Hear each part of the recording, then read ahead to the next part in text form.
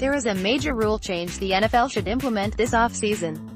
However, the overtime possession rules should not be one of them. On the season, the New England Patriots averaged 2.32 points per drive with a touchdown percentage of 26.7%. Meanwhile, the Chiefs, the #1 scoring offense in the NFL, averaged 3.25 points per drive with a touchdown percentage of 40.5%. The Chiefs had one of two offenses the entire regular season that averaged 3 or more points per drive, the Rams being the other, meaning that of 32 teams in the NFL, only 2 averaged what equates to roughly a field goal every time it touched the ball. Overtime is exactly what it should be, extra time to decide a game. It should not be treated as a new game. Former NFL player and current ESPN football analyst Ryan Clark summarized the situation best on First Take Monday morning. The first 60 minutes is when they're giving each team a certain opportunity to win the game. This is the way the rules are played out. When it gets into overtime, when both teams have shown that they can't make the winning plays, to get this game over in regulation, now it is extenuating circumstances, and these are the rules for those circumstances. You have to play defense.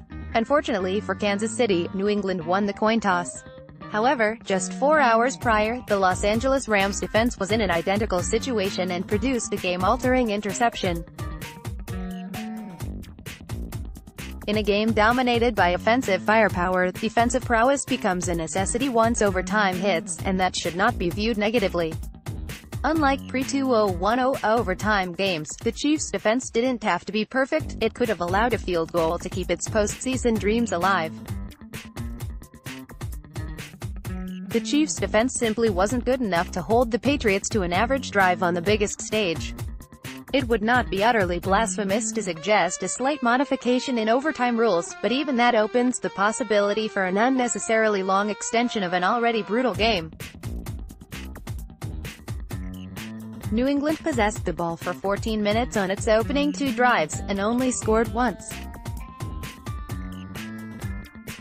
If the NFL were to change rules such that a team has a chance to respond to a touchdown, the possibility of a second overtime arises. So where would it end? The ability to hold a team to a field goal on a crucial drive is not the easiest task for a defense, but it is definitely a reasonable qualification for a championship-aspiring team. Kansas City can, however, point a finger at the questionable roughing the passer penalty awarded to New England on the first of its last 2 go-ahead touchdown drives in regulation. This is a perfect segue to my next point. The NFL needs to make all penalties occurring at a crucial time reviewable and subject to change.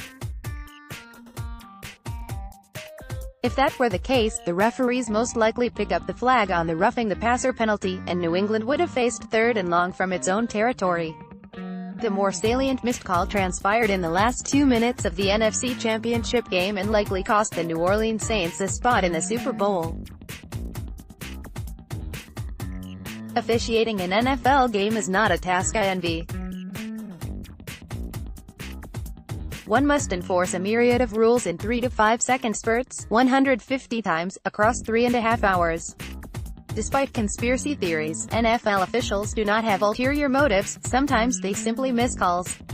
Sometimes, they utterly botch game-altering calls in the most egregious fashion possible. Cue the NFC Championship. I have watched the replay of the infamous no-call pass interference, where nickel Roby Coleman literally plowed helmet first into a defenseless Tommy Lee Lewis, many times since Sunday. I can't fathom how not 1, but 2 officials missed such a blatant attempt to interfere with a catch. That being said, the lack of an in-game system to atone for such ghastly errors is even more deplorable on the NFL's part. This reactive rather than proactive approach is nothing new for America's most popular sports league. If you knock over a glass of milk, you better clean it up. You have no choice, otherwise it will start to smell, or maybe you'll slip. But you know what's even more prudent than wiping up the milk? Moving the glass away from your elbow to reduce the chance you knock it over, especially when you've already knocked it over once before. That's a concept my dad taught me when I was 6, so why does a league run by 30-plus billionaires still struggle to understand it? Be it domestic violence, concussions or anthem protests, the NFL is always late to the common sense and PR nightmare prevention party.